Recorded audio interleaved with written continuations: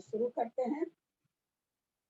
सरस्वती नमस्तुभ्यं वरदे कामरूपिणी विद्यारंभं करिष्यामि सिद्धिर्भवतु मे सदा। व्यासंग वाली माता की जय। तत्वार्थ सूत्र ग्रंथराज की जय। उमा स्वामी आचार्य की जय। पूज्यपाद आचार्य की जय। फूलचंद शास्त्री जी की जय। अढ़ाई दीप में विराजमान सभी आचार्य उपाध्याय सर्व साधु के चरणों में नमोस्तु नमोस्तु नमोस्तु। सभी आरिका माता जी के चरणों में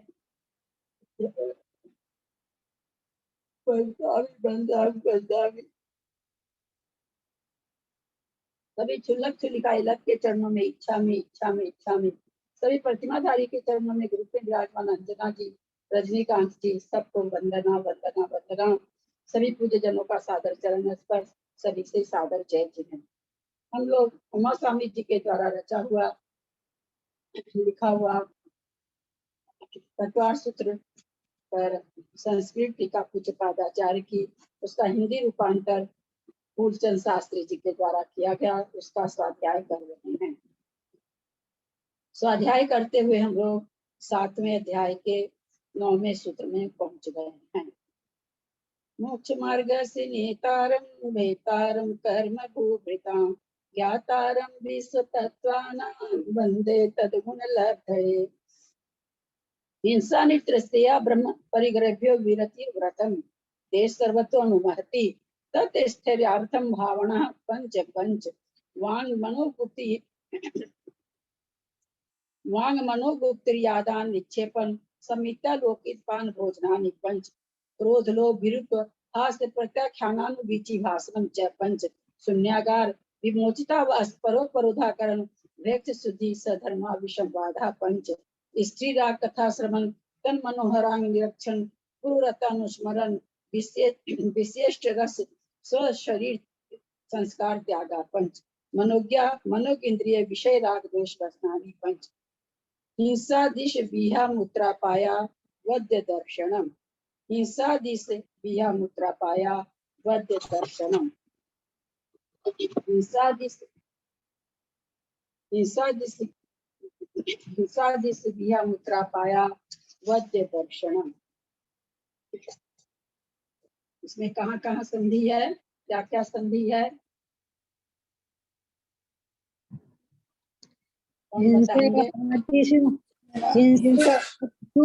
इसमें हिंसा दिशु आना चाहिए।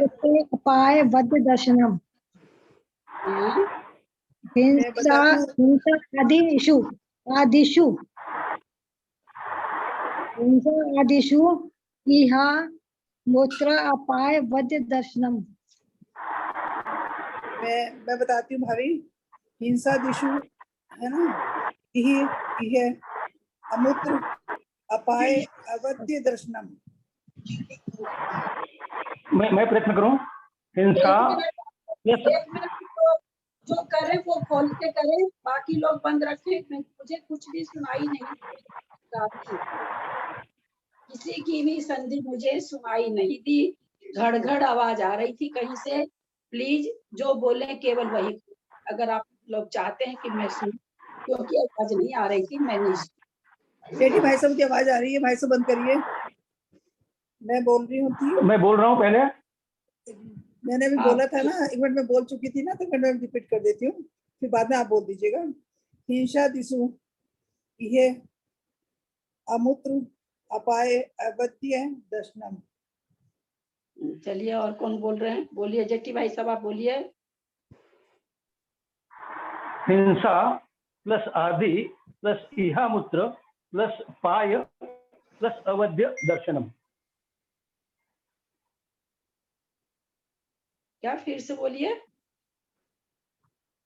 हिंसा प्लस आदि प्लस इहा मूत्र प्लस पाय प्लस अवध्य दर्शनम। कैसे ऐसे संधि करना है आपको? ये सब तो निकलेगा ही नहीं। चलिए अब आगे और कोई बोलें तो, और लोग बोलें जो बोलना चाह रहे हैं।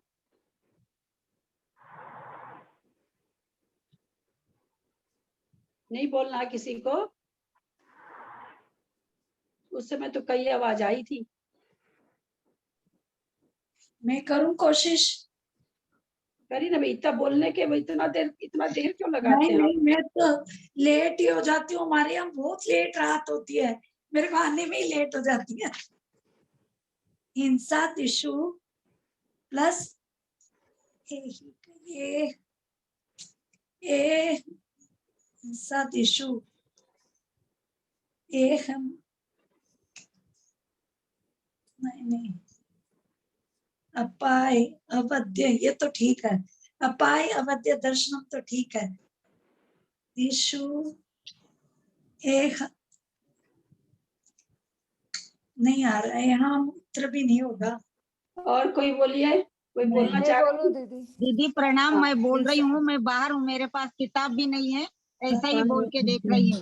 हिंसा दिशु प्लस इह प्लस अमूत्र प्लस अपाय प्लस अवध्य दर्शनम। और कौन बोलना चाह रहे हैं?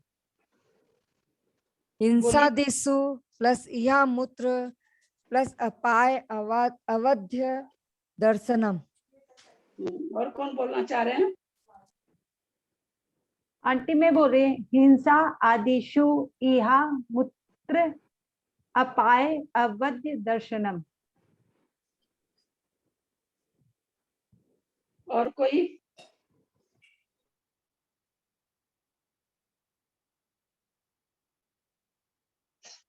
और कोई जा रहे हैं?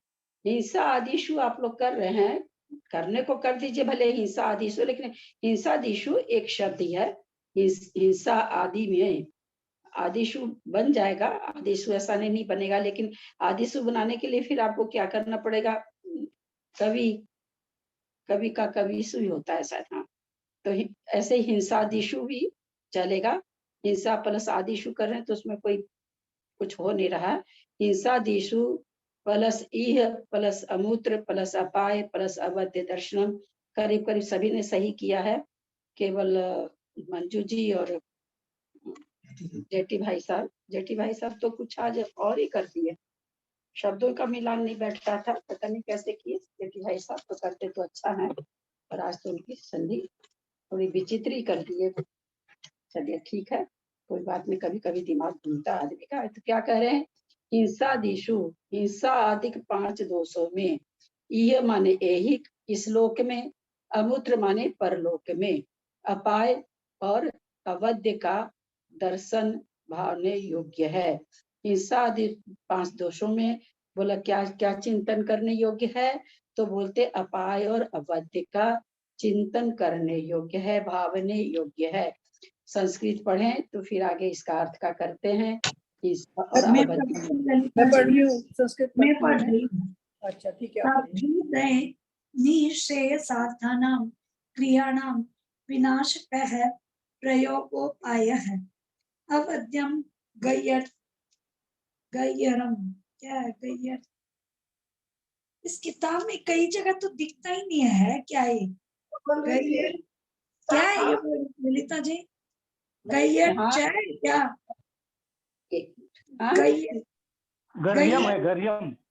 गहरियम है पे रहेगा, ऊपर है ना, गहरियम गरियम है। गय्यम। हाँ, अपायश्चावद्यं चापायावद्ये तयोर्दर्शनमपायावद्य दर्शनम भावयितव्यम्। वह यह मूत्र च केषु हिंसातिषु कथमिति चेदुच्यते हिंसायां तावत् हिंस्रो हि नित्योद्वेजनीयः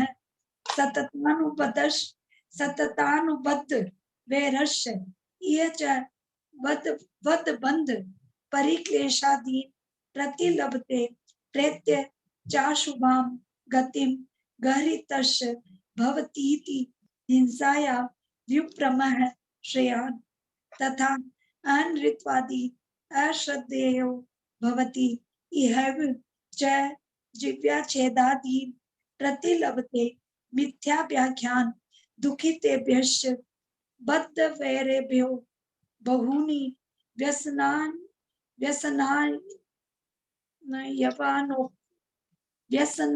यवानोति प्रेत्य चाशुभां गतिं गरहितस्य भवतीति अनृतवचनादुपरमः श्रेयान् तथा तेनः परद्रव्याहरणासक्तः सर्वस्योद्वेजनीयो भवति इहैव चाभिघात वदबन्ध हस्तपाद कर्ण नासोत्तरोष्ट छेदन भेदन सर्वस्वहरणादि प्रतिलभते प्रेत्य चाशुभां गतिं गरितश भवतीति स्तेयाद् व्युप्रतिः श्रेयसी तथा अब्रह्मचारी मद विभ्रमोद्भ्रांत चित्तो वन गज इव वासिता वंचितो विवशो वद बंधन परिक्लेशानुभवति मोहाभिभूत्वाच्च कार्याकार्यानभिज्ञो न किंचित कुशलमाचरति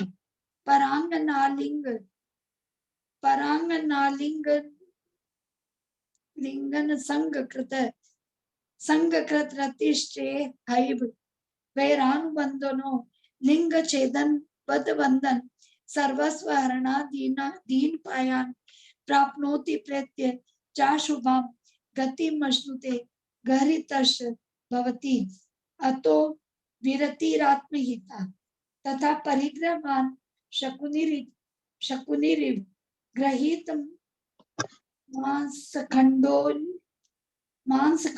नेषां तदर्थिनां पतत्रिणां विहैव तस्करादीनां भवनीयो भवति तदर्चन रक्षण रक्षय कृतांश दोषान् बहून् वाप्नोति न चास्य तृप्तिर्भवति ईंधनैरेवाग्ने लोभाभिभूत्वाच्च कार्याकार्यनपेक्षो भवति प्रेत्य चाशुभां गतिर्मास्कदन्ते लुप्तो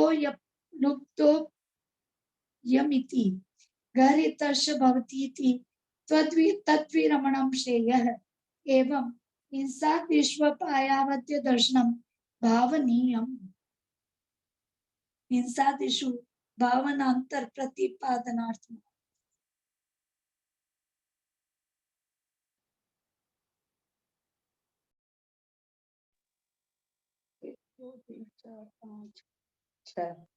छठी लाइन में व्यसनान्य वापनोति, इसकी संधि विच्छेद करें तो लोग जो भी करें सब कोई कर सकते हैं, जिनको भी करना है एक एक करके करें।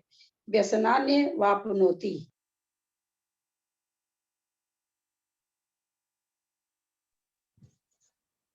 व्यसनानि अवाप्नोति हाँ व्यसनानि एव आपनोति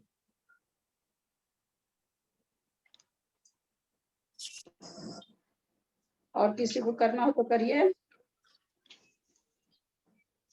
व्यसनानि व्यसन प्लस अन्य प्लस वापनोति। हाँ अन्य नहीं आएगा, व्यसनानि आएगा। व्यसन प्लस अन्य प्लस वापनोति। और कोई बोले?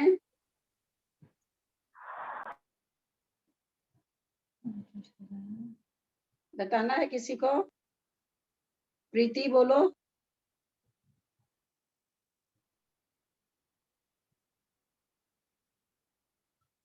आप फिर से बोलिए तो मंजू जी दिल्ली। व्यसनानि एव आपनोति एव आपनोति। व्यसनानी के बाद आप ई कहाँ से लगा दी? कहाँ से आ गया ई आपके पास? तो वापनोति हो गया, फिर व्यसनानि वापनोति। अवापनोति आप पहले बोली थी, वो सही था। वो बोली थी व्यसनानी प्लस अवापनोति। अवापनोति हाँ आप पहले से यही बोले थे।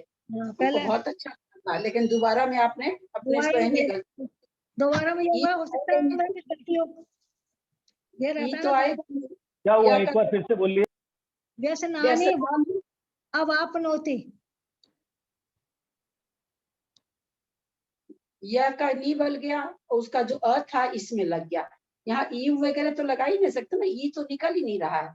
जो यह है शायद गलती है। हाँ तब आपनोति आप पहले बार ठीक बोले थे तो उनको अच्छा लगा था, इसलिए मेरे को लगा कि मैं गलत, मतलब मैं इतना बढ़िया आप संधि कैसे कर दी, इसलिए मैंने आपको दोबारा बुलवाया और हाँ। आपको लगा कि आप गलत बोले हैं तो आपने बदल दिया। पहले बोल दिया, ये होगा मेरे दिमाग में। आपको लगा कि आप गलत बोलिए इसलिए मैं दोबारा पूछी। मैं इसलिए पूछी कि आप इतना अच्छा बोल कैसे दिए। चलिए, बहुत अच्छा, आप अच्छी संधि करती हैं। स्वर्ग और मोक्ष की प्रयोजक क्रियाओं का विनाश करने वाली प्रवृत्ति अपाय है।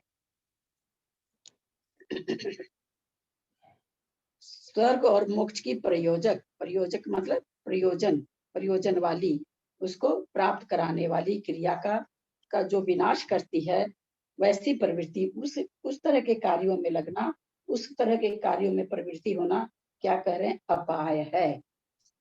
तो जैसे हिंसा आदि 5 दोष है, उसमें अगर कोई लगता है तो क्या होता है, स्वर्ग और मोक्ष को नहीं पा सकता है वो, तो उसमें जो प्रवृत्ति कर रहा है तो उसको कहते हैं वो अपाय है। अवध्य का अर्थ ग्राह्य है, ग्राह्य मतलब निंदा, अवध्य का अर्थ ग्राह्य है।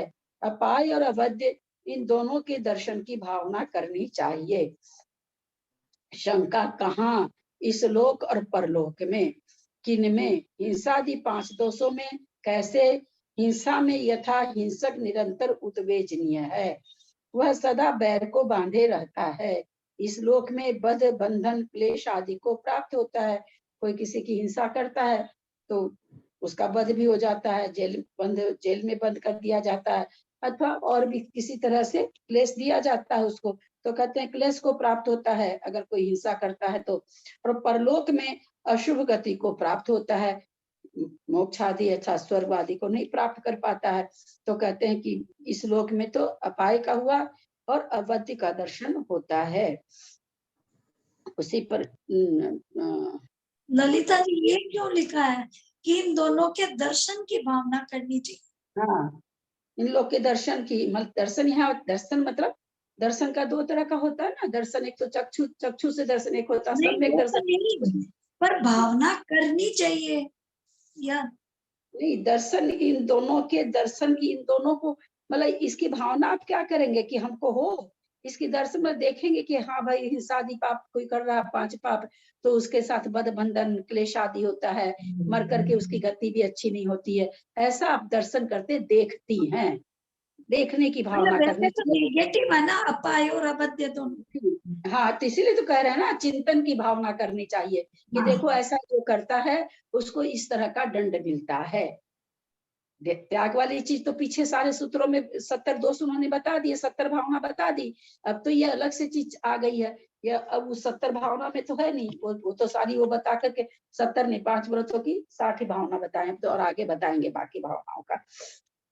तो यहाँ पर उस हिसाब से कह रहे हैं कि दर्शन करना चाहिए, मतलब ऐसा सोचना चाहिए, चिंतन करना चाहिए, हिंसा आदि 5 के दोषों को करने में अवध्य और अपाय की प्राप्ति होती है, अथवा अवध्य और अपाय और अवध्य होता है।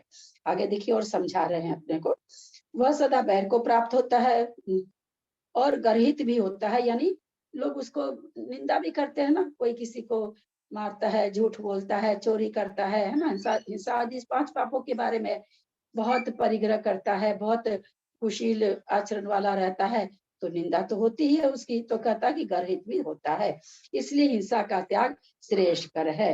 असत्यवादी का कोई श्रद्धा नहीं करता, वह इस लोक में जीवा छेद आदि दुखों को प्राप्त होता है, उसकी जीवा काट ली जाती है ना, ऐसा होता है जहाँ पे होता है। तथा असत्य बोलने से दुखी हुए, अतएव जिन्होंने बैर बांध लिया, अब जो आपके असत्य से दुखी हुआ वो आपसे बैर बांध लिया, उनसे बहुत प्रकार की आपत्तियां और परलोक में अशुभति को प्राप्त। अब वो जिसके प्रति आप मान लीजिए कोर्ट में आपने किसी के प्रति झूठी गवाही दे दी, अब वो तो बैर बांध के बैठ गया कि जेल से निकलूंगा तो आपको मैं मार ही दूंगा, तो जेल में जितना दिन रहता और उस अपनी भावना को और प्रगाढ़ करता रहता है। तो वही ये चीज कहना चाह रहे हैं कि भाई दुख भी पाता है, संक्लेश भी होता है और निंदा भी होती है हिंसा आदि से 5 पाप करने वाले की, और गति भी खराब होती है। तो कह रहे इस लोक में उसका क्या हो रहा, अपाय हो रहा है, अब परलोक के लिए क्या हो रहा, तो अवध्य हो रहा है, गर्हित होता है, इसलिए असत्य वचन का त्याग श्रेष्ठकर है। परद्रव्य का अपहरण करने वाले चोर का सब तिरस्कार करते हैं। इस लोक में वह ताड़ना, मारना, बांधना, हाथ पैर, कान, नाक, ऊपर के ओठ का छेदना, भेदना और सर्वस्व हरण आदि दुखों को परलोक में अशुभ गति को प्राप्त होता है। मतलब निंदा करना है क्या? अपाय मतलब निंदा करना? अपाय मतलब जो क्रिया नहीं करनी चाहिए उस क्रिया में प्रवृत्ति होने का नाम अपाय है। मतलब अपने आप को बचाना नहीं, उसमें लगाना। उस 5 जो हिंसा आदि 5 जो पाप है उसमें लगाना, उसको अपाय यहाँ पर कह रहे हैं। अनवद्य का मतलब अवध्य? अवध्य का तो मतलब यहाँ पर ये हो गया कि गति खराब होती है। परलोक में तो गति खराब होती है और लोक में अपाय का दर्शन किया जाता है, ऐसा नहीं, अवध्य तो निंदा हो गया ना, निंदनीय। अवध्य का अर्थ गर्य है। यहाँ पर अवध्य को परलौकिक के साथ लिया है तो निंदनीय। आप ये कह सकते कि भाई देखो निंदा हो जाती है, इसकी कैसी गति होती है, तो आप निंदा भी कह सकते हो। लेकिन यहाँ पर लिया परलौकिक के साथ अवध्य को लिया है, तो यहाँ पर गति के लिए आ जा रहा है। तो इधर आवाज को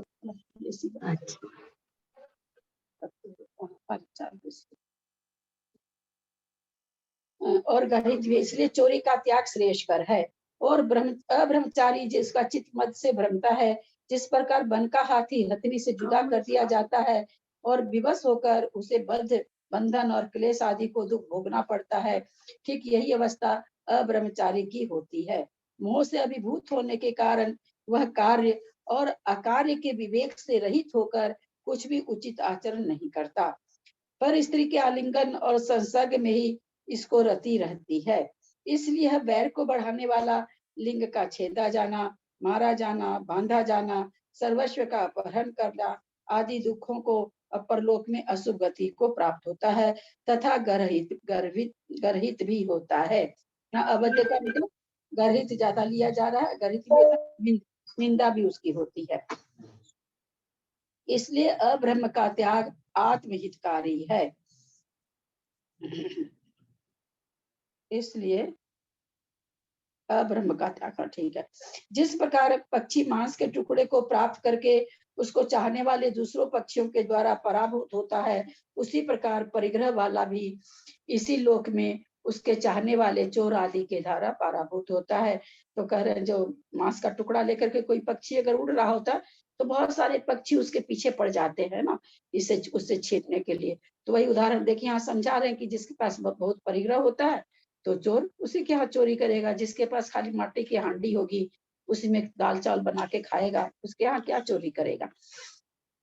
तथा उसके अर्जन, रक्षण और नाश से होने वाले अनेक दोषों को प्राप्त होता है। जैसे ईंधन से अग्नि की तृप्ति नहीं होती। ईंधन से अग्नि की तृप्ति क्यों नहीं होती? अब जितना ईंधन दो अग्नि उतनी ही ज्यादा प्रज्वलित होती है। मतलब शांत नहीं होती कि चलो भाई हम बहुत सारी लकड़ी डाल दिए तो अब अग्नि को शांत हो जाना चाहिए। नहीं, वो ऐसी है कि जितनी लकड़ी दो उतनी उसकी भूख बढ़ती जाती है, वो उतनी ही प्रज्वलित होती जाती है।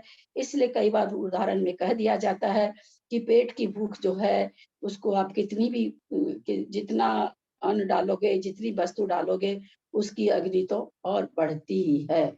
कई बार जब खाने पर कोई को उपदेश वगैरह देते तो कहते भाई ये भूख तो ऐसे कहा भी जाता ना, जितना खाओ उतनी भूख, जितना सो उतनी नींद। जैसे ईंधन से अग्नि की तृप्ति नहीं होती, वैसे ही इसकी कितने ही परिग्रह से कभी भी तृप्ति नहीं होती। जो परिग्रही है कितना भी परिग्रह घर में होता जाए उसको तृप्ति ही नहीं मिलती। क्या सुंदर उदाहरण दिया कि ईंधन से जैसे अग्नि की तृप्ति नहीं होती, कभी नहीं अग्नि कहती भाई अब मत दो, अब तो मैं शांत होना चाहती हूँ, ये कभी नहीं कहती। शांत वो कब होती है? जब उसको ईंधन नहीं देते हैं, तब शांत होती है। ये लोभातिरेक के कारण कार्य और अकार्य का विचार विवेक नहीं करता, पर लोक में अशुभ गति को प्राप्त होता है तथा यह लोभी है। इस प्रकार का तिरस्कार भी होता है, इसलिए परिग्रह का त्याग श्रेयस्कर है। इस प्रकार हिंसा आदि दोषों में अपाय और अवध्य के दर्शन की भावना करनी चाहिए। अब यहाँ पर अवध्य का, जैसे अपाय का इन्होंने कहा ना कि इस लोक में बद्ध, बंधन, क्लेश आदि को प्राप्त होता है, अशुभ गति को प्राप्त होता है। ये सारी चीज अपाय में ले सकते हैं। अपाय मतलब जैसे अपाय विचय ध्यान दे, धर्म ध्यान में क्या कहा जाता है, कैसे संसार के प्राणियों का दुख दूर हो जाए। तो अपाय का मतलब प्राय करके दुख निकलता है। तो यहाँ पर अशुभ ये गति दर्शन का क्या मतलब हुआ? फिर दर्शन करना चाहिए, मतलब अपाय वही और चीज, वध के हाँ, दर्शन करना चाहिए। देखना चाहिए, ऐसा देखना चाहिए कि जो 5 पापों को हाँ करता है उसके हाँ साथ हाँ इस लोक में उपाय और परलोक में अवध्य होता है, ऐसा दर्शन करना चाहिए, मतलब ऐसा देखना चाहिए। हाँ तो हाँ, ये अपने को जानना चाहिए मतलब। हाँ, जानना चाहिए, जानने हाँ की हाँ भाव रखनी चाहिए, तब तो है ना, दोष और गुण को हम जानेंगे तब तो गुण को कहेंगे। जब किसी दोष को हाँ जानेंगे नहीं, दोष अब कोई हमें को बताए नहीं कि चोरी करना खराब है, कोई ये जैसे एक अपने लोग के बच्चों के क्लास में कहानी आती है कि एक माँ स्कूल से बच्चा एक पेंसिल चुरा के लाया, कुछ नहीं बोली और पीठ ठोक दी। एक बार जेल वो मृत्यु की, उसको मृत्यु दंड दिया गया जब बड़े होने पर चोरी। बोले किससे मिलना चाहते हो तुम, आखिरी इच्छा पूछा, बोले मेरी माँ से मिलना चाहता हूँ। माँ आई तो माँ को कहा कि भाई आप मेरे इस अपराध के लिए मेरी माँ को दंड मिलना चाहिए। सबको बहुत ये लगा कि ऐसे कैसे होता। तब उसने सुनाया कि मैं पहली बार जब स्कूल से पेंसिल लेकर के आया तो मेरी माँ ने मुझे कुछ नहीं कहा और मेरी पीठ ठोकी थी। अगर उस दिन ये ऐसा नहीं करती तो मैं इतना बड़ा चोर नहीं बनता। तो वही चीज है कि वही यहाँ पर ये कहना चाहते हैं कि उसमें दर्शन की भावना करनी चाहिए। प्रणाम प्रणाम ललिता दादी। जी, शकुनी में अपाय का मतलब इसमें मेरे एक पास एक बुक है, उसमें लिखा हुआ है स्वर्ग और मोक्ष की प्रयोजक क्रियाओं का विनाश करने वाली प्रवृत्ति। तो है ना, हाँ, वही जो आप बोले अभी उसका हाँ वो तो लिखा हुआ है ना, किताब में लिखा ही हुआ है ना, पुस्तक में वो तो लिखा ही है। वो एक प्रकार का प्रवृत्ति हिसाब में दे दिए अपाय। और फिर अपाय को हम जब ज्यादा और सोचने जाए, क्योंकि एक ही शब्द के बहुत अर्थ होते हैं। अपाय मतलब कष्ट भी होता है, अपाय मतलब क्लेश भी होता है, ये सारे मीनिंग भी इसके होते हैं। वो एक जो ऊपर का मीनिंग दिया वो ग्रंथ की उच्चता के हिसाब से, श्रेष्ठता के हिसाब से हो गया। बाकी जब हम नीचे आते हैं तो इसके जो और ये होते हैं मीनिंग्स होते हैं, उसके ऊपर उन्होंने अर्थ कर दिया है। ललिता जी, शकुनी मीन्स पक्षी हुआ क्या? परिग्रहवान ऊपर की लाइन में ना शकुनी, हाँ, शकुनी माने होता है ना। ललिता जी, पहली बार सुना मैंने, तो पक्षी को बोलते हैं शकुनी। हाँ बोलिए जेठी भाई साहब।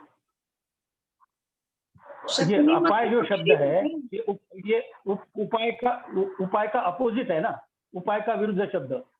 कोई चीज अच्छा करना या उसके ऊपर कोई इलाज करना वो उपाय है, और कोई दुख हो वो अपाय है। मतलब कोई चीज ऐसी हो कि जिसके कारण हमको दुख की उत्पत्ति हो वो अपाय है, और जो जिस अपाय कारण का हमें अच्छा हो वो उपाय है।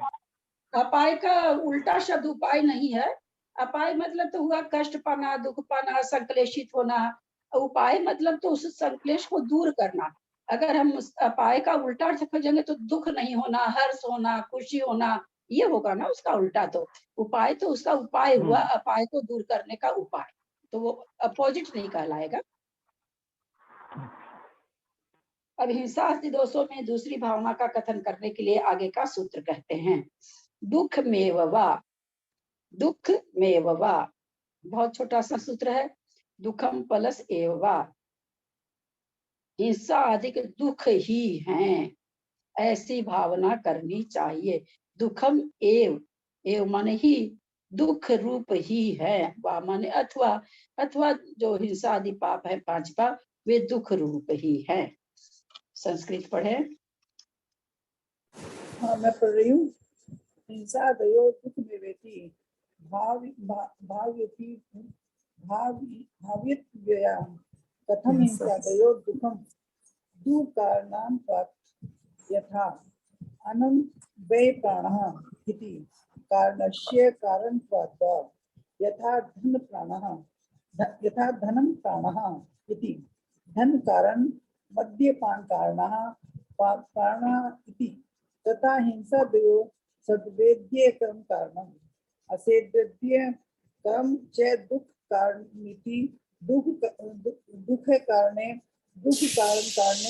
वा दुखोपचारः तदेते दुख में वेति भावनम प्रातम साक्षी कमन गंतव्यम ननु च तत्सर्वम ननु च तत्सर्वम न दुख में वह विषयरति सुख सद्भावात् न तत्सुखम वेदना प्रतिकारत्वात् कंडू वेदना प्रतिकार कंडुवत् पुनरपि भावनातुर महा। हिंसा अधिक दुखी है ऐसा चिंतन करना चाहिए। वही दर्शन का क्या, दर्शन का यहाँ पर चिंतन करना चाहिए। शंका, हिंसा अधिक दुख कैसे है? समाधान, दुख के कारण होने से। यथा अन्न ही प्राण है, अन्न प्राण धारण का कारण है, पर कारण में कार्य का उपचार करके जिस प्रकार अन्न को ही प्राण कहते हैं, या कारण का कारण होने से हिंसा अधिक दुख है। यथा धन ही प्राण है, यहाँ अन्न प्राण का कारण धन, अन्न पान का कारण धन है और प्राण का कारण अन्नपान है। इसलिए जिस प्रकार धन को प्राण कहते हैं, उसी प्रकार वास्तव में डायरेक्ट तो धन प्राण नहीं है, लेकिन धन के द्वारा ही अन्न खरीदा जाता है, और अन्न है सो प्राण का अन्न ही जो है वो प्राण हो जाता है, क्योंकि उससे प्राणों की रक्षा होती है। तो डायरेक्ट तो अन्न है प्राण, पर इनडायरेक्ट में देखा जाए तो धन से अन्न खरीदा जाता है, वो चीज यहाँ बता रहे हैं। इसीलिए जिस प्रकार धन को प्राण कहते हैं, उसी प्रकार हिंसा अधिक असाता वेदनी कर्म के कारण है, और असाता वेदनी दुख का कारण है। उसी तरह जिस तरह से धन इनडायरेक्ट वे में हुआ, वैसे यहाँ पर कह रहे हैं हिंसा आदि से असाता वेदनी बंधा और असाता वेदनी से दुख हुआ। जैसे धन प्राण क्यों है कि उससे अन्न खरीदते हैं, और अन्न से प्राणों की रक्षा होती है। इसलिए दुख के कारण या दुख के कारण हिंसा अधिक में दुख का उपचार है। यह हिंसा अधिक दुखी है, इस प्रकार अपनी और दूसरों की साक्षी पूर्वक भावना करनी चाहिए। शंका, ये हिंसा अधिक सब केवल दुखी है, यह बात नहीं है, क्योंकि विषयों के सेवन में सुख उपलब्ध होता है। शंका करता है। समाधान, विषयों के सेवन से जो सुखाभास होता है वह सुख नहीं है, किंतु दाद को खुजलाने के समान केवल वेदना का प्रतिकार मात्र है। खुजली हो जाती है तो खुजलाते हैं तो बहुत सुख का अनुभव होता है, लेकिन उस सुख का अनुभव थोड़ी हो रहा है, केवल उस समय जो खुजली चल रही है उसका हमको उस वेदना का प्रतिकार हो रहा है, बाद में तो उसमें जलन ही होने लगती है। और अन्य भावना करने के लिए आगे का सूत्र कहते हैं। मैत्री, प्रमोद, कारुण्य, लास्ट में है ना संस्कृत वाला, वेदना प्रतिकार त्वात क्या कच्छ कंडू, इसका मतलब हुआ क्या? दांत कुचाना, कच्छ कंडू इसमें बोल रहे हैं क्या? हाँ, दुख में हमें है ना लास्ट टाइम। हाँ, वेदना प्रतिकारत्वात कच्छ कंडूनियनवत। हाँ, होता होगा उसका मीनिंग, हम प्रॉपर नहीं कर सकते। एक तो इसलिए भी नहीं पता चल रहा ना कि अक्षर ही नहीं समझ में आ रहा क्या लिखा हुआ है। इसमें कई जगह अक्षर ही नहीं है, प्रिंटिंग बहुत खराब प्रिंटिंग है। मैत्री, प्रमोद, कारुण्य, माध्यस्थानी च सत्य गुणाधिक क्लिश्यमाणा विनयेषु। बहुत अच्छा सूत्र। मैत्री, प्रमोद, कारुण्य, माध्यस्थानी च सत्य गुणाधिक क्लिश्यमाणा विनयेषु। इसमें कहीं भी संधि विच्छेद कोई खास नहीं है। मैत्री, प्रमोद ठीक ही है, कारुण्य ठीक है, माध्यस्थानी भी ठीक ही है, सत्य गुण अधिक गुण अधिक करेंगे तो वो शब्द बिगड़ जाएगा, इसलिए गुणाधिक ही रहेगा। क्लिश्यमान भी ठीक ही है। क्लिश्यमाना विनयेषु में क्लिश्यमान प्लस अविनयेषु एक संधि है यहाँ पर, क्लिश्यमान प्लस अविनयेषु। क्या करें? मैत्री, प्रमोद, मैत्री प्रमोद माने हर्षित होना, प्रमोदित होना, कारुण्य मतलब करुणा करना, माध्यस्थानी माध्यस्थ भाव रखना, किस तरह से एक में एक लगाना है। सत्व माने प्राणी मात्र में मैत्री का भाव होना चाहिए। जो गुणों में हमसे अधिक है उनको देख के हमें अत्यंत हर्षित होना चाहिए, प्रमोद होना चाहिए। जो दुखी है उनके प्रति करुणा का भाव होना चाहिए। जो अविनयी है, उद्दंड है, किसी की नहीं सुनने वाले हैं, ऐसे लोगों के पास हमें माध्यस्थ भाव होना चाहिए। इसका व्याख्यान आगे पढ़ते हैं हम लोग। खुलासा कारुण्य का इसमें, और तो सब खुलासा ठीक ही है, हम लोगों को कारुण्य का खुलासा थोड़ा सा इसमें समझना चाहना है। करें, संस्कृत का उच्चारण करें पहले। मैं कर रही हूँ दीदी। परेशान दुखानुपत्य भिलाषी मैत्री। तो वदन प्रसादादि भिव्यज्य मानांतर भवित राग प्रमोद है। दीनानुग्रह भाव कारुण्यम राग द्वेष पूर्वक पक्षपाता भावो माध्यस्थ्यम दुष्कर्म विपाक वशानान्नाम योनिषु सीदन्तीति सत्वा जीवः सम्यक् ज्ञानादिभिः प्रकृष्टा गुणाधिकः असद्वेद्यो दया पादित क्लेश्यमानः तत्वार्थ श्रवण ग्रहणाभ्याम संपादित गुणः अभिनेयः एतेषु सत्वः दिषु यथा संख्यम मैत्रादीनि भावयितव्यानि सर्वसत्वेषु मैत्री गुणाधिकेषु प्रमोदः क्लिश्यमानेषु कारुण्यम अभिनेषु माध्यस्थमिति एवं भाव्यते पूर्णान्य हिंसादीनि व्रतानि भवन्ति पुनरपि भावांतरमाह। क्या ये कहा पहले इन्होंने कि सत्य यानी पूरे प्राणी मात्र के प्रति मैत्री का भाव रखें। अपने से जिसमें भी गुण अधिक हो उसको देख के हमको हर्षित होना चाहिए। तो इससे हम ये नहीं निकाले एक तो इसका मतलब जो हमारे से गुण में अधिक नहीं हो उनको तो फिर तो गुण अधिक वाले को कम गुण वाले पर क्लेश करना चाहिए। वो ऐसा नहीं कह रहे हैं, वो यहाँ पर उस आदमी का नहीं करवा रहे हैं, यहाँ करें गुणों को देख के आपको प्रमोद करना चाहिए कि भाई ये गुण है इनमें, ये प्रभावना गुण किसके आश्रित रहेंगे, गुणी के आश्रित रहेंगे। तो गुण की हमको अगर प्रभावना करनी है, प्रशंसा करनी, तो जिसके आश्रित वो गुण है हमको उन्हीं की तो प्रशंसा करनी पड़ेगी ना। तो ऐसा कुछ नहीं कि जिनमें गुण नहीं है तो उनके लिए हम लोग प्रमोदित नहीं होकर के उनकी हम शिकायत करें, निंदा करें। यहाँ ऐसा अर्थ नहीं निकालना है। कई बार लोग इसका अर्थ ऐसे भी निकाल लेते हैं मन मर्जी से, तो ऐसी चीज यहाँ आचार्य नहीं कह रहे हैं। यहाँ गुण के प्रति कहें बहुमान होना चाहिए। किसी में कोई गुण है तो उसके प्रति हमको उसको देख के खुश हो जाना चाहिए कि देखो आज ये मिले हैं हमने, इनमें ये गुण है। ये यहाँ पर कहना चाह रहे हैं। एक विशेष मोद नहीं लिख करके प्रमोद लिख दिया। मोद भाव तो सबके प्रति रहना चाहिए, उनके प्रति प्रमोद भाव रहना चाहिए। फिर क्लिश्यमान के लिए कारुण्य, ये भाव हम लोगों को सीखने की बहुत ज्यादा जरूरत है। वो इसलिए कि हम किसी की भी पीड़ा देख के कह देते हैं कि जैसा कर्म किया है वैसा उसको भोगना तो पड़ेगा ही। उसके पीठ पीछे हम कहीं पर वैरागी की उत्पत्ति के हिसाब से अथवा कर्म अच्छा करें उसके हिसाब से हम आपस में चिंतन करते हो, वहां तक तो ठीक है कि देखो आज उसने कोई कर्म किया होगा, इतना दुख भोग रहा है, हम लोगों को अच्छा कर्म करना चाहिए, यहाँ तक तो ठीक है। लेकिन हम उसको जाके ये बोले भैया तू कर्म किया था तो भोगेंगे हम थोड़ी ना, तुम्ही को न भोगना पड़ेगा। सोचिए एक तो पीड़ा से पीड़ित है ही है वो, और अगर हम उसको ऐसा बोलेंगे उसकी पीड़ा दुगनी हो जाएगी। वहाँ यहाँ करें उसके प्रति आपको करुणा का भाव रखना चाहिए। ये जो मन में चिंतन है ये अपने प्रति रखना चाहिए कि देखो इसने कुछ किया होगा तो ऐसा कष्ट पा रहा है, हे भगवान मैं कभी ऐसा कोई कार्य नहीं करूं कि मुझे भी इस तरह का कष्ट प्राप्त हो। ये अपने मन में चिंतन करना चाहिए, परंतु भावना उसके प्रति करुणा की रखनी चाहिए कि ओहो देखो ये कितना कष्ट पा रहा है।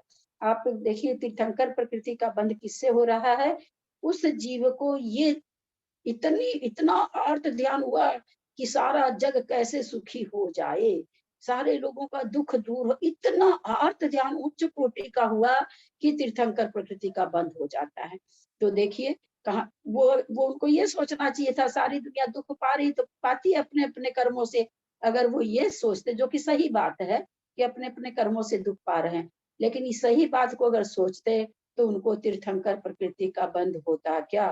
तीर्थंकर प्रकृति का बंध में एक मूल कारण है कि सभी लोगों का दुख दूर करने की भावना उस व्यक्ति में होती है, तब तीर्थंकर प्रकृति का बंध होता है, ऐसा शास्त्रों में आया है। अभी नहीं है उसको आप अच्छा सिखाएंगे तो भी उल्टा जवाब देगा, उल्टा सिखाएंगे तो उल्टा तो है ही है।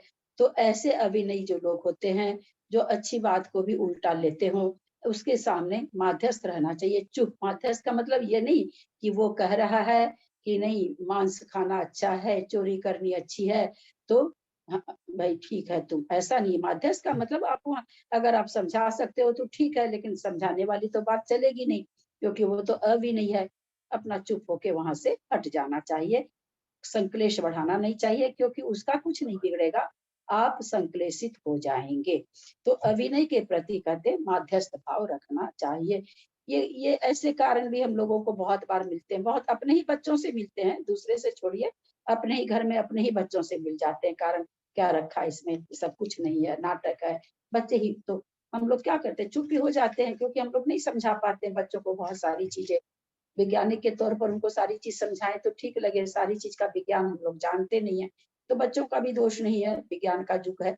तो ऐसे लोगों को फिर समझाने की कोशिश नहीं करनी चाहिए। तो ये हमेशा हम लोगों को ध्यान रहिए, क्लिश्यमान पर करुणावृत्ति ही हम लोगों की रहे। कभी भी ये हमारे मन में उसको बोलने का भाव नहीं आ जाए कि भाई, वो अपने मन से जरूर बोलता है कि भाई देखो हमने किया था तो भोग रहे हैं, तो उसको यही और कहना चाहिए कि देखो हम लोग सभी कष्ट भोग रहे हैं, कोई किस तरह का, कोई किस तरह का, हम लोग सभी ने कर्म तो खराब किए ही किए हैं, तो ऐसा कुछ नहीं है, कुछ दिन में आपका कष्ट मिट जाएगा, आपके परिणाम अच्छे चल रहे हैं, कष्ट मिट जाएगा। वो उसके बोलने पर भी उसकी हाँ में हाँ मिला के उसको कष्ट नहीं पहुंचाना चाहिए, उसके प्रति करुणावृत्ति रखनी चाहिए। अर्थ करेंगे क्या? किसी को अर्थ मेरी करना? भावना में हाँ इसका आंटी मैं कितना करूँ अच्छा आंटी, है। मैं तैयारी की हूँ आंटी। ललिता जी मैत्री, ये मेरी भावना में इन 2 लाइनों में कितना अच्छा है, मैत्री भाव जगत में मेरा। हाँ, ललिता दीदी, एक प्रश्न है थोड़ा सा मेरा।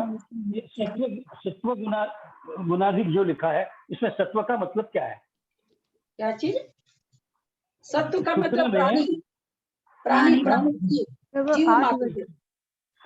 सत्व बोल रहे हैं ना? हाँ, सत्व हाँ, का सत्व अर्थ क्या मतलब है? प्राणी मात्र सत्व के, गुण। प्राणी। अच्छा, मतलब गुण इसमें का भी अमित विशेष गति, ये है।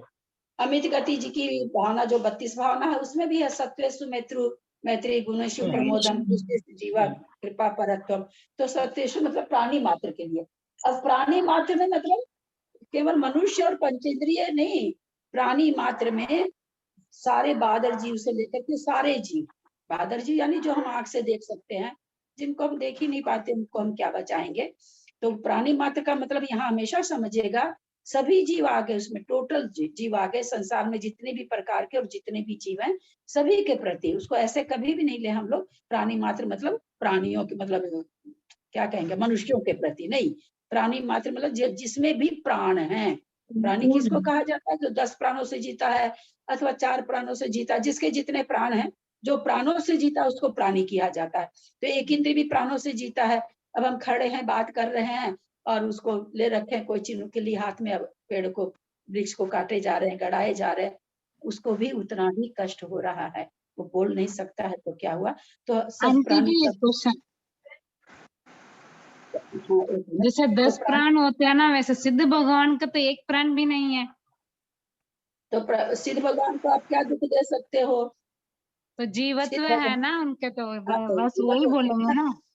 हाँ, वहाँ चेतना प्राण है। संसारी हाँ जीव 10 प्राणों से जीता है, 10 अथवा 9 अथवा 7 जितने भी संसारी हाँ, वो प्राणी 4 इन प्राणों से से जीता शुरू है। हो जाता सिद्ध परमेश्वरी का तो चेतना ही प्राण है, और तो संसारी प्राणी प्राणी का मात्र तो माने सिद्ध भगवान भी आ जाएंगे। नहीं, प्राणी मात्र में सिद्ध भगवान नहीं आएंगे। हाँ बस यही क्लियर करना था। 10 प्राणी जो प्राणों से जीता हो, तो हाँ कौन हाँ से प्राण? ये संसारी प्राणी ये 10 प्राणों से भी जीता है, व्यवहार से और निश्चय से, चेतना प्राण से जीता। सिद्ध परमेष्ठी केवल चेतना प्राण है। तो आर्यंत भगवान भी तो संसारी प्राणी है, वो भी इंक्लूड है क्या? अनंत भगवान तो है संसारी प्राणी, लेकिन बिल्कुल संसारी, लेकिन उनको तो आप कुछ कर ही नहीं सकते हो, असिद्धत्व भाव को है ना? उसमें उनको करने की तो कुछ हमारे में ताकत ही नहीं है। वो है, वो भी प्राणी में आएंगे, बिल्कुल आएंगे। तो तभी ना वो जो ये कहा गया कि अरिहंत कवलाहार करते हैं, ये हो गया ना, उनकी निंदा हो गई ना। हाँ हाँ ये भी तो कष्ट वाली चीज हो गई ना। हाँ, निंदा पंचेंद्रिय हो गई। आप अपने बच्चे को, जवान बच्चा, उसको आप कुछ बोल सकते हो, आप उस पर हाथ थोड़ी उठा सकते हो, उसी तरह अरंत परमेष्टि का हम कुछ कर तो सकते नहीं है, हमने कह दिया कि कवलाहार करते हैं, तो इससे बड़ा हाँ। दोषारोपण और क्या होगा, है हाँ, ना? सही तो इसी तरह से कहते हैं प्राणी मात्र का मतलब प्राणी मात्र माने सबके प्रति, जितने भी संसारी जीव हैं। करिए, कौन कर रहे हैं? प्रणाम आंटी, मैं प्रीति। हाँ, करो। 31 नंबर इससे सूत्र पहले है। तो कहाँ हो, सोनागिर जी भी हो क्या? नहीं पीछे नहीं, वो फोटो लगाया हुआ है वो सोनागिर। ठीक है, मेरे को लगा वहां से बोल रही हूँ। समूर्छन गर्भोपादा जन्म, इसमें समूर्छन गर्भ प्लस उपपादा आया, गर्भ में से अ और उ मिलने से ओ हो गया तो गर्भोपादा बना है। अर्थ हुआ समूर्छन गर्भ उपपाद, ये जन्म है। जन्म 3 प्रकार का होता है, समूर्छन गर्भ और उपपाद। समूर्छन जन्म चारों ओर से पुद्गलों का ग्रहण कर शरीर के आंख नाक कान आदि अवयवों की रचना होना ये समूर्छन जन्म में, मतलब चारों, मतलब वो अपने अपने अनुकूल है ना, जीव अपना मतलब सब कुछ ग्रहण कर लेता है और जीव की उत्पत्ति हो जाती है, इसका मतलब। तो वैसे समूर्छन जीव को आंख नाक कान जीव होती है क्या? नहीं आंटी, ये पता अवयव, मतलब आप है ना रिकॉर्डिंग में तुम आंख इसमें से नाक देख कान, के नहीं बोलो, तुम इसमें जरा सा नहीं पूछते नहीं ही बेटा गड़बड़ा जाते हो, कितना नहीं भी नहीं नहीं पढ़ाया। नहीं, आंख समूर्छन जीव के आंख नाक कान मुंह नहीं होते हैं, लेकिन है ना आंटी, नहीं आंटी, लेकिन है ना पंचेंद्रिय जीव जिनका समूर्छन जन्म हो रहा है तब उनके होता है। तो उनके, हमने तो किनके तो पूछा नहीं, हमने तो ये पूछा कि तुम बोली आंख नाक कान, तो मैंने थोड़ा सा घुमा दिया कि समूर्छन जीव का आंख नाक कान होता है क्या? सत्संख्या योग द्वार पढ़ पढ़ के ये हो गई, समूर्छन जीव को नहीं होता है। नहीं नहीं होता नहीं होता आंटी, थोड़ा सा कंफ्यूज कर गया, नहीं होता है। गर्भ जन्म माता के उदर में शुक्र और शोणित के परस्पर मिश्रण को गर्भ कहते हैं। इस गर्भ को शरीर रूप से ग्रहण करके जीव का उत्पन्न होना गर्भ जन्म कहलाता है। जरायुज, अंडज, पोतज, ये 3 भेद गर्भ जन्म के हैं। उत्पाद जन्म देव व नारकी जीवों की उत्पत्ति स्थान को उत्पाद कहते हैं। ढकी हुई सैया तथा ऊंट आदि के मुख की आकृति के समान बिलों में लघु अंतर मुहूर्त में ही जीवों का उत्पन्न होना उत्पाद जन्म है। ढकी हुई सैया से देवों का जन्म होता है, वो लघु अंतर मुहूर्त में ही है ना, बहुत सुंदर शरीर से उत्पन्न हो जाते हैं। और जो जीव नरक में जो जीव उत्पन्न होते हैं उनके ऊंट के समान उनकी मतलब रहती है, तो उनको बहुत कष्टकारी, मतलब कष्ट के साथ, हाँ श्रीकाल कई तरह की खराब, जितने खराब पशु वो सब मुख का उनके मुख के आकार की उनके उत्पाद से होती है, तो उनको बहुत अत्यंत कष्ट भी होता है उस समय। ये हो गया इसका तीनों प्रकार का नहीं बोला प्रीति, कल 30 हो गया था ना, आप बोले थे ना आंटी, 29 तक हुआ था कल। उत्पाद जन्म में तो कष्ट है ही नहीं, चाहे नरक में जन्म हो चाहे, फर्क इतना ही है, नारकी उत्पत्ति होने के बाद सीधे वो शस्त्रों पर गिरता है, ये कष्टदायक है। उत्पत्ति होने उसका कोई डर ये नहीं, वो तो अंतर्मुक्त में ही हो जाता, तैयार खड़ा हो जाता है एकदम। हाँ, जब जन्म के समय उत्पन्न हुआ, जहाँ गिरा उस समय उनको कष्ट होता है, उत्पत्ति होने में कष्ट नहीं है। हाँ, उत्पत्ति होने में कष्ट नहीं है। उसके बाद सचित शीत संवृता क्षेत्रा मिश्रा चेक्षस तद योने है। अरे सही पढ़ो, सही पढ़ो। सचित शीत संवृता क्षेत्रा मिश्रा चेक्षस तद योनय। और करिए, और कोई करें तो इस सूत्र का उच्चारण मैं कर। सचित शीत संवृता सेतरा मिश्रास चेकसस तद योनिय है। चेकसस तद योनिय है, ठीक है। चेकसस, हाँ, चेकसस तद योनिय है। इसमें अर्थ हुआ, इसमें बोलना, ठीक है। हाँ, चेकसस तक ही बोलना है, चेकसस तद योनिय है। तद योनिय, हाँ। इसमें संधि से ज्यादा तो नहीं है, मिश्रा प्लस च प्लस एक स है बस। तद, फिर तद और योनिया है, शुरू में 3 का नहीं है, बाद का निकलेगा। ये यहाँ एक स मतलब वो एक से एक मिली हुई होती है। अर्थ निकलेगा सचित शीत संवृता तथा इसके उल्टे या प्रतिपक्ष अचित उष्ण विवृत तथा मिश्र अर्थात एक से एक मिली हुई मतलब सचित के साथ शीत मिलेंगे वैसे नहीं है, मतलब सचिताचित शीतोष्ण और संवृत विवृत ये जन्म की योनियां हैं, ये 9 प्रकार की योनियां होती है।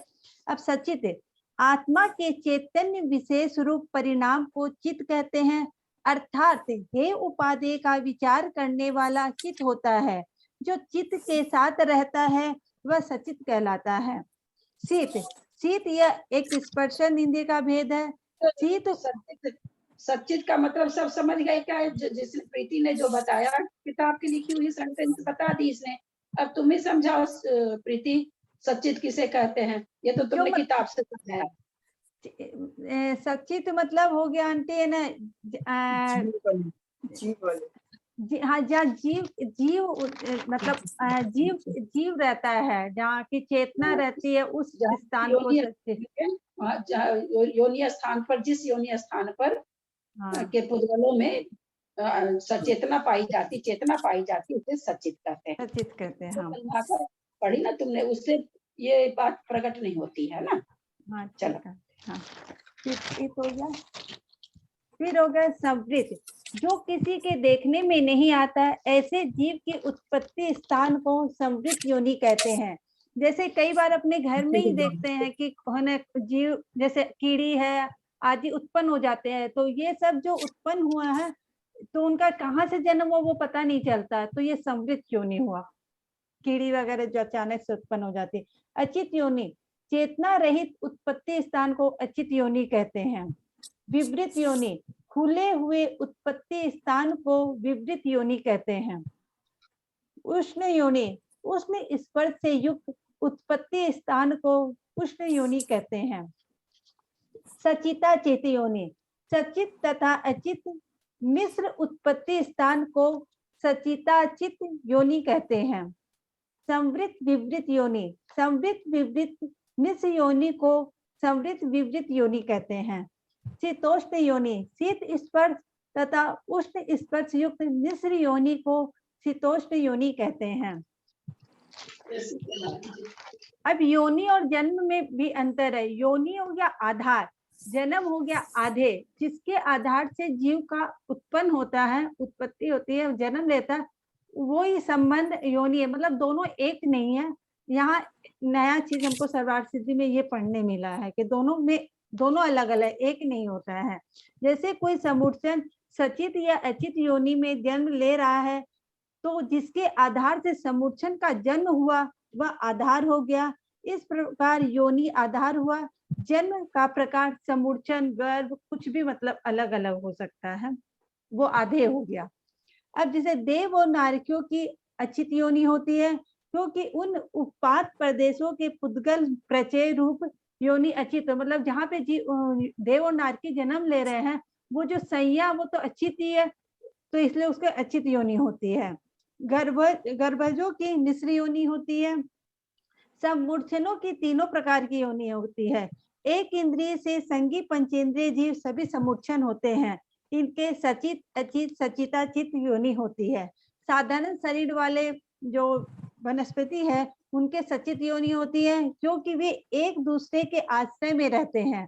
साधारण शरीर को छोड़कर शेष समूर्छन जीवों के अचित और मिश्र दोनों प्रकार की योनि होती है। देव और नारियों की शीत व उष्ण दोनों प्रकार की योनियां होती है, क्योंकि उनके कुछ उत्पाद स्थान शीत है, कुछ उष्ण है। मतलब 1 से 5 नरक तक तो उष्ण है, और उसके बाद जो है सारे नहीं 1 से 5 तक शीत है, उसके बाद उष्ण है। तो इसलिए वहां जहाँ शीत में नारकी है वहां शीत उष्ण योनि वाले, जहाँ उष्ण में नारकी है उसके उष्ण योनि होती है। इसके बाद तेज कायिक जीवों की उष्ण योनि होती है। इसके अतिरिक्त पृथ्वी, जल, वायु, प्रत्येक वनस्पति के तीनों प्रकार के सचित अचित सचिताचित योनि होती है। गर्मी के समय में जो वनस्पतियों की उत्पत्ति होती है उनकी सचित योनि होती है, और शीत के समय में जो मतलब ठंडे में जो सब्जियों की उत्पत्ति होती है उनकी योनि अचित शीत योनि होती है। और बीच के मौसम में इन दोनों के अलावा जो बीच के मौसम में उनके दोनों तरह की मिश्र योनि होती है। देव नारकियों और एक इंद्रियों के संवृत योनि होती है। विकलेंद्रिय के विवृत योनि होती है। गर्भज के मिश्र योनि होती है। और टोटल मिलाकर 84 लाख योनि होती है। और जैसा हम लोग पहले पढ़े में और यहाँ भी हम लोग के आया था,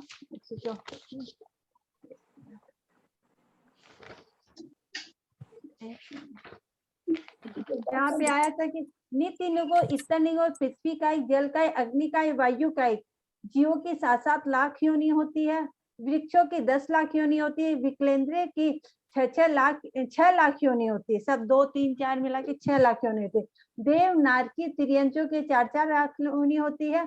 और मनुष्यों की 14 लाख योनि होती है।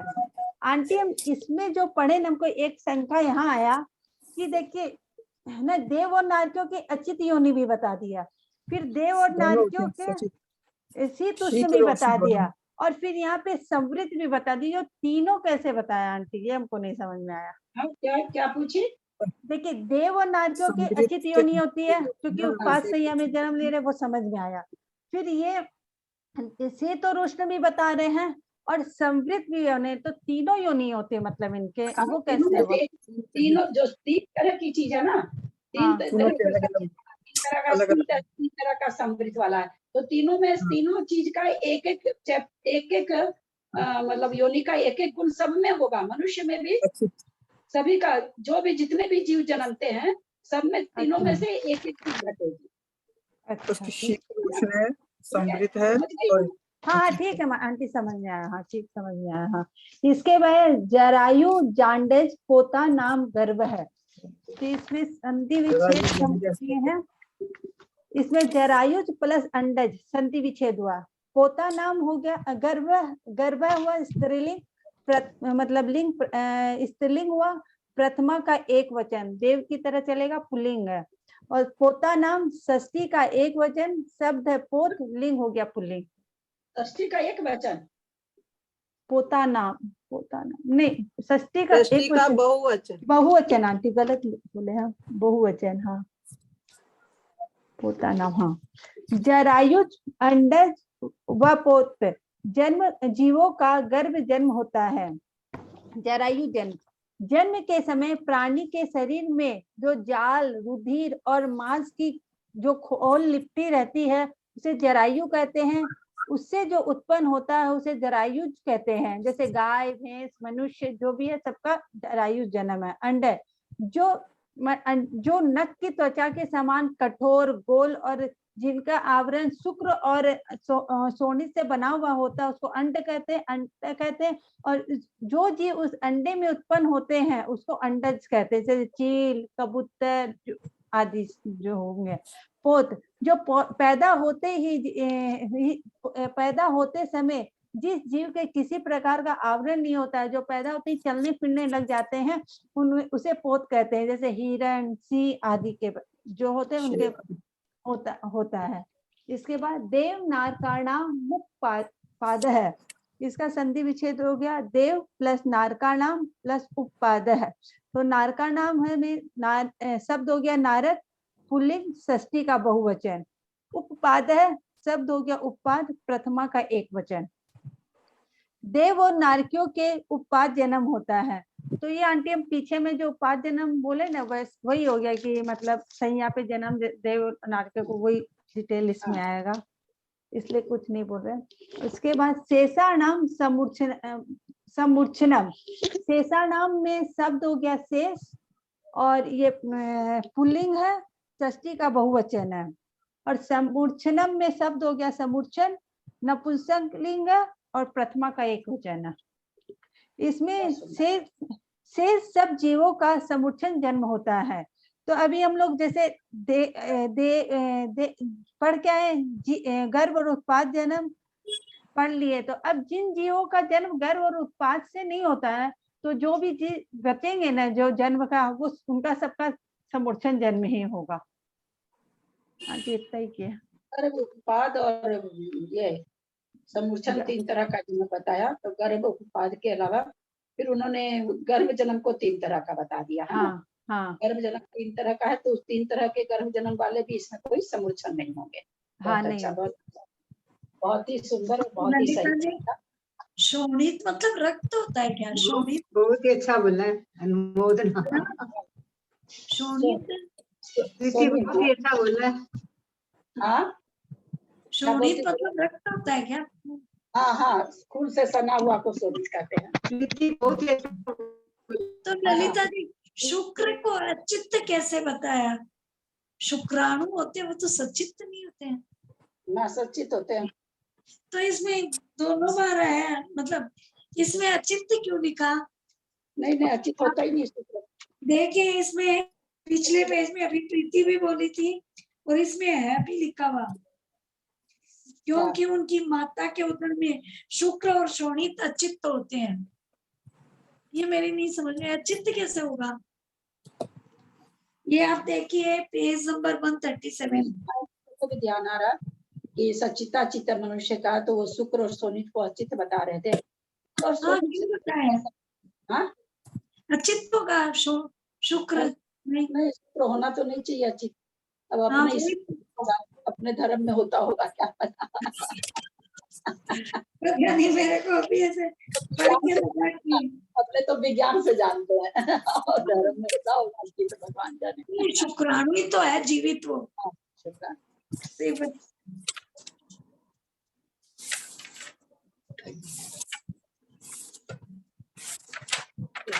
तो 3 मिनट हो गए। चलिए जितवानी स्तुति करिए आज। अच्छा प्रीति ने 30वें का भी कर देती ना। इसे मिश्र योनि बताया है ना, मिश्र योनि बताया है ना इसे। हाँ नहीं, इसमें तो सेंटेंस इसलिए लिखा हुआ बोले है होंगे। कि शुक्र और शोणित तो अचित्त होते हैं। हाँ, और माता का घर, माता के जो पुद्गल पिंड है वो सचित होते हैं। हाँ वही तो, सचिताचित योनि बताई है। हाँ वो तो सही। प्रीति एकम 2 3 माना अर्क का भी कर देती ना, कल 30वां नहीं हुआ था। चलिए अब बहुत 29 समय हो गया, तक 8:03 हो गया। सुबह सुबह बहुत जल्दी उठना पड़ता है। जितवानी स्तुति करें। हृदय एकदम है। हाँ करिए, अंजना जी आप कर रहे हैं, करिए। मिथ्यात्म नाशवे को, ज्ञान के नाशवे को, आपा पर भाषवे को बाणों से पकानी है। छयों द्रव्य जानवे को, बद्ध विधि भानवे को, स्वपर पहचानवे को कर्म प्रमाणी है। अनुभव बताए को, जीव के जताए को, कहूँ है बताए को, भव्य उर आनी है। जहाँ तहाँ तारवे को, तार के उतारवे को, सुख विस्तारवे को, यही जिनवानी है। हे जिनवानी भारती, तो ही जपो दिन रे, जो तेरा तेरी शरणागत गए, जो पावे सुख चैन, जावाने के ज्ञान में तुझे लोकालो। देव बद्रो आर्यंत को, गुरु सेवा निर्ग्रंथ, दया धर्म पालो सदा, यही मोक्ष का पंथ। नमो का मंत्र 9 बार। सुबह वाला होमवर्क किया है क्या किसी ने कि नहीं? आज सुबह क्लास थी क्या? कल सुबह का।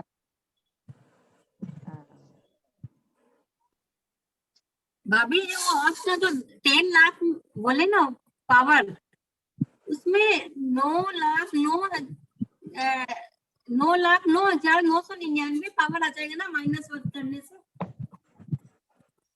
जैसे 1 to the पावर 10 लाख अपन करेंगे, फिर -1 करने से भी 9,09,999। किया मैंने, कुछ किया है वैसे। बिल्कुल बिल्कुल ठीक है भाभी। प्रणाम भाभी, सभी को जय जिनेन्द्र। बड़ों का प्रणाम सबको, जय जिनेन्द्र। जय जिनेन्द्र सबको, जय जिनेन्द्र सबको जय। सभी को चरण स्पर्श, अंजना जी को वंदना, बाकी सभी को ललिता आंटी को प्रणाम, अन्ना चाची को वंदना, और बाकी को जय जिनेन्द्र, बड़ों को प्रणाम। आंटी को सबको जय जिनेन्द्र, बड़ों को प्रणाम। आज क्लास की थी क्या दोपहर में आपने?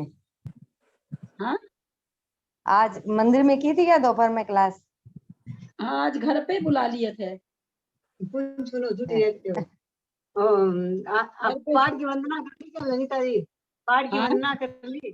चंपा कुछ पाठ की वंदना कर ली? हाँ जाऊंगी शुक्रवार में सरोज, हाँ बुधवार मैं को वो तो बंद आज रहता है। चलती है ना ऊपर पहाड़ पे? बुधवार को बंद शायद रहती है और बुधवार बृहस्पतिवार। बंद है। हाँ कल सुबह नाथनगर जाएंगे और शुक्रवार को प्रणाम चंपापुर जाएंगे। अंजना तो मेन कहाँ जगह होगी भागलपुर में? हमारे कहाँ हो भागलपुर में?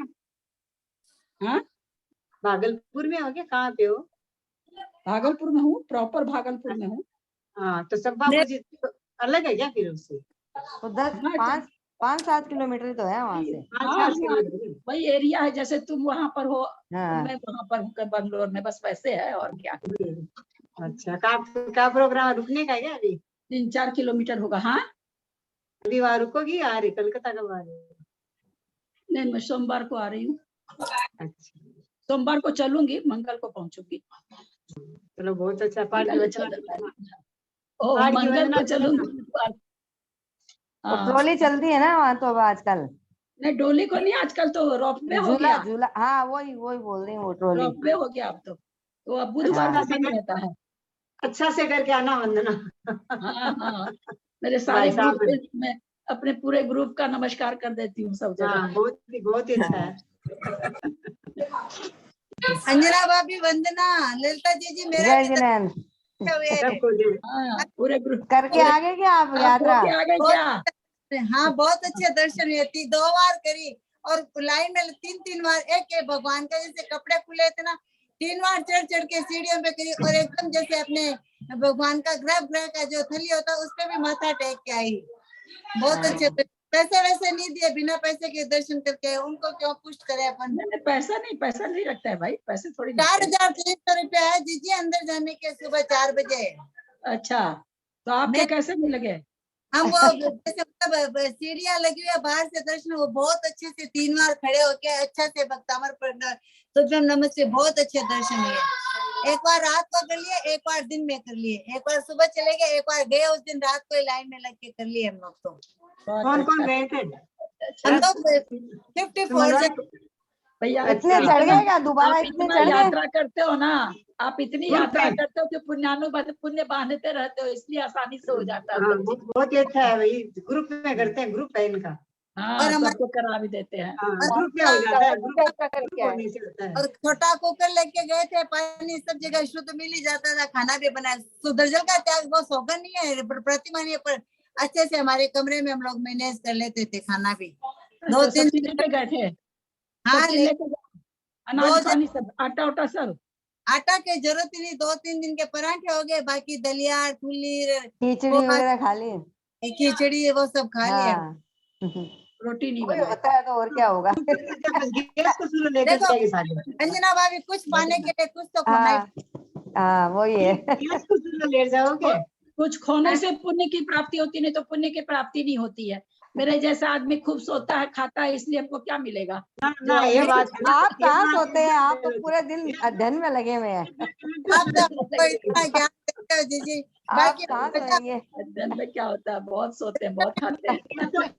आंटी जी आपका आत्मा के निकट है, स्वाध्याय घूमना भी बहुत अच्छा हुआ, दर्शन भी बहुत, और खाली एक दिन बिना दर्शन के रहना पड़ा रुद्र।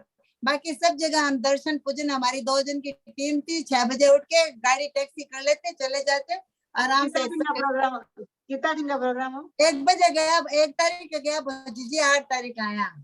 कौन सी बंदना करके आए? कहाँ की बंदना करके? बहुत अनुमोदना सुमन भाई, बहुत बहुत अनुमोदना। आज उपवास भी हो। चलो बहुत ही बढ़िया। बाप राम राम राम राम। अष्टमी का हम लोगों ने कल किया, आपने आज किया अष्टमी। हमारे पर आज ही अष्टमी है, 2 सप्तमी हो गई थे हमारे अष्टमी। धन्य भाई, बेंगलोर में ऐसे मंदिर में हमारे कल थी। बेंगलोर में आज अष्टमी है।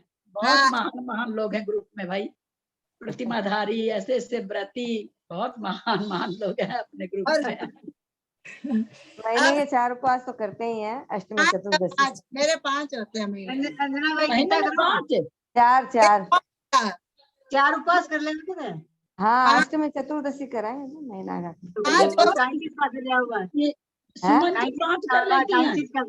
अभी भी गई उस दिन 31 तारीख को रोहिणी थी, 29 तारीख को चौदस थी, एक पारना किया, फिर उपवास किया, फिर 1 तारीख को चढ़ी। तो क्यों ये 5 कैसे कर लेते हो आप? रोहिणी रोहिणी 53 क्रिया का ले मेले में तो मिले 53 रखे क्रिया, हैं। 53 क्रिया। अपने में तो हम बहुत कम सुनते हैं, श्वेतांबर लोग में सुनते हैं। ना ना, अपने में तो बहुत करते हैं रोहिणी। रोहिणी का तो व्रत बहुत करते हैं। हाँ है ना, अपने में रोहिणी व्रत है ना। अपने यहाँ रोहिणी व्रत है। तारीख वो रोहिणी नक्षत्र के दिन होता है ना। हाँ, रोहिणी नक्षत्र के दिन होता है। कई बार बेला पड़ता है, अष्टमी और रोहिणी, सप्तमी और अष्टमी, ऐसे बहुत बार बेला भी पड़ता है, हो जाता है। सोच लेते हैं। कितना वास करो, ये कितना है रोहिणी व्रत का? 5 साल 5 महीना का करशुम है हमारा। 33 या 67 उपवास हुआ है। ओ 67 हुआ क्या? अच्छा। उत्तम विधि 67 है, जगन्य विधि 3.5 साल की है। ऐसे लोगों को मतलब देख साल के हुआ जब है। करने से ही पाप कट जाते हैं। साल का नियम है। अब हमेशा अष्टमी 14 का करते ही करते हैं क्या? हाँ, करती हूँ। करती हूँ इसमें 3 साल हो गए करते करते। इसीलिए किसी को दुबला पतला देख करके ये मत सोचिएगा, देखिए दुबले पतले में ताकत होती, कितना बढ़िया से कर लेते हैं ना। हम लोग खा खा के मोटे हो रही हूँ मैं, तो मैं क्या करूँगी। हमारी माँ तो 8 उपवास तो महीने के करती है, एक टाइम खाना खाती है। हाँ, माँ 8 उपवास करती है महीने के। हरे राम रे राम रे राम। 98 99 के हो गए वो। बताओ ये 99 की, और क्या आवाज में दम है, बाप रे बाप, क्या ताकत है आवाज में, कितनी तेज आवाज है उनकी। ठीक है। पूरा 1 बजे रात को उठ के बैठती है पढ़ने के लिए। बहुत ज्योति बुझी है क्या? आंखें में ज्योति फूल रही है? आंखों में ज्योति हाँ, फूल रही है? पूरा दवाई दिन में 4 होम्योपैथी है दिन में, पूरा ध्यान रखे आप।